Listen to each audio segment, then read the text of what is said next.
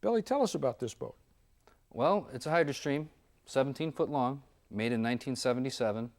It's called a Vamp, and the customer brought it into us because it was completely rotted out. It was his uncle's boat, and instead of buying a newer boat, he wanted to restore this one. It was pretty special to him, and they're pretty special to people who own, little speedboats. Very special model. And one of the backbones of the boat when we rebuilt it that needed to be replaced was the balsa core. Now, if you remember when you were a child, a light toy airplane that was made out of balsa wood, that is what makes these boats so light and so fast, as well as a cruiser, sport fishing boat. That's what makes them strong and makes them take the pounding that they take. Something else we did was we bought a catalog fuel tank because the customer wanted an inboard fuel tank. Customized that, made it fit in back of the back seat here. Oh, yeah. These seats were all ordered from a catalog, nothing special, nothing custom. That way it's a cost-effective repair and the customer gets a nice, clean project. Okay. Now, balsa core, you mentioned that. Is that what you got on the floor here?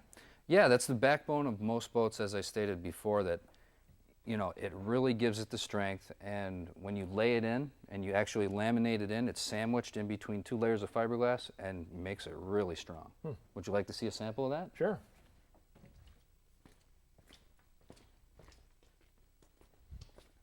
This is balsa core then, Billy? This is balsa core. This is all grown in South American countries, and Costa Rica is the main producer of it. Comes in huge blocks, and then they saw it all in these 1/2 inch and 3/4 inch and 1.5 inch segments. Back it up with a fine fiberglass mesh, and then ship it off to you dry, plastic wrapped. Now the key here is, again, the weight. And the reason why they produce it backed on one side and scrimmed and scored on the other is so that it can conform to the shape of your hull. Okay. What you do is lay fiberglass down, lay down your balsa core, and then cover that with more laminate, fiberglass and resin, and that makes the boat stiff and strong and brand new again. I'll be darned.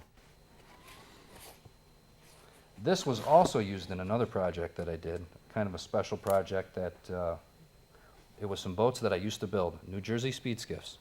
And I sold them all off, and a customer came to me, a music producer named Al Nally. He wanted his race boat restored back to pristine condition. And if you want to see that project, I can show that to you too. All right, let's take a look at that one. Okay.